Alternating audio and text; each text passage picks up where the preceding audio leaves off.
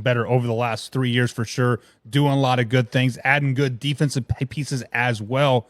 But one of the topics from your guys' show last week or 2 weeks ago, your boy Fitz brought up that Matt Eberflus could possibly be the coach of the year. When I first heard that, there is no freaking way. But if you look at it, in years past, Brian Daboll went to the Giants his first season, led them to the playoffs, beat the Minnesota Vikings in the playoff, won coach of the year, hasn't done really shit since. Can Matt give me a reason why Matt Eberflus could win coach of the year?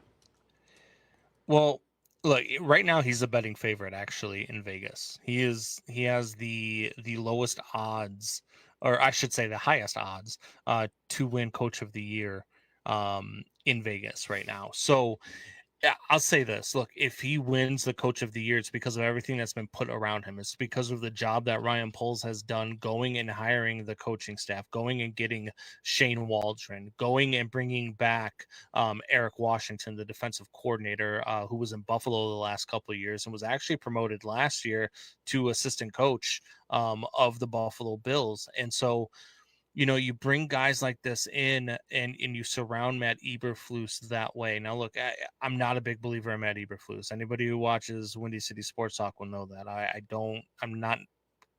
don't sing his praises. I don't even believe he should have kept his job heading into the offseason. But if he is coach of the year, it's because of the job that everybody's done around him. And look, I don't, Matt Eberflus seems like a great guy.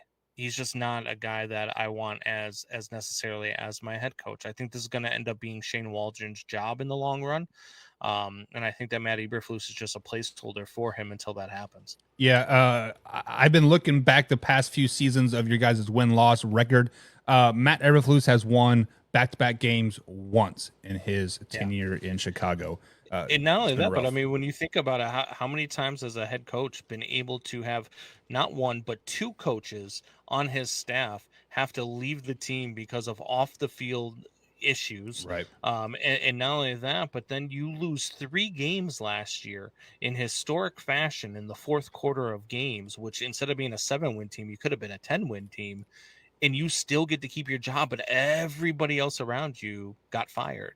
You were the only person on your staff that was still standing.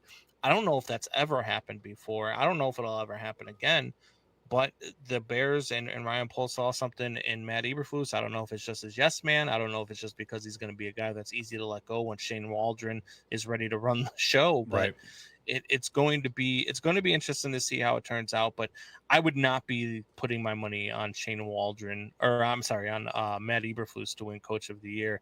I mean, if I'm going to forget his name now, the head coach of the Houston Texans, if he didn't win it last year, I don't think there's any way, unless the Bears are something like 14-3 and on pace to win a Super Bowl or something at the end of this season, that Matt Eberflus can win this.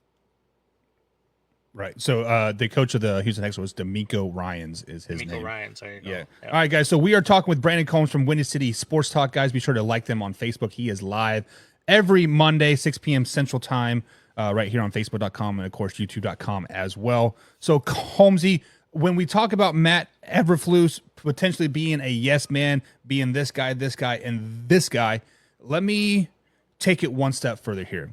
If Matt Eberflus happens to win Coach of the Year this season, it will set the Bears organization back another year, because of the simple fact that I think Matt Eberflus is probably one of the worst coaches in the NFL. Historically, the Bears have not developed a quarterback, and Matt Eberflus has had Justin Fields for 2 seasons. We didn't really see any progression in Justin Fields whatsoever. You now have your, quote, franchise quarterback in Caleb Williams on the Bears staff. If you guys keep Matt Eberflus beyond this year, which I think you have to if he wins a Coach of the Year. I don't think a coach has ever won Coach of the Year and then been fired that off season. It will set your franchise back a little bit, meaning instead of 2-3 years they're winning the North and competing for Super Bowls, it could be 4, 5, 6 years, and then that Super Bowl window could be shut. What are your thoughts on that? Well, see, so I don't blame Matt Eberflus for not developing Justin Fields, right? Because Matt Eberflus is a defensive guy. He came over from Indianapolis, defensive coordinator over there. He's a defensive-minded guy. Luke Getsy was the guy brought in to develop Justin Fields, and that was, for lack of a better word, it was a shit show.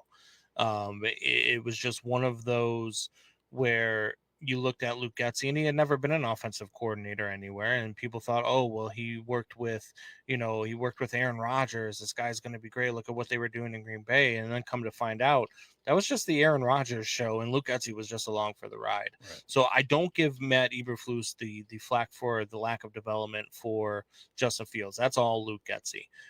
What I do give Matt Eberflus flack for is, things that have happened on the defense. The fact that they were the worst coach team right out of the gate for the first 5 weeks last year.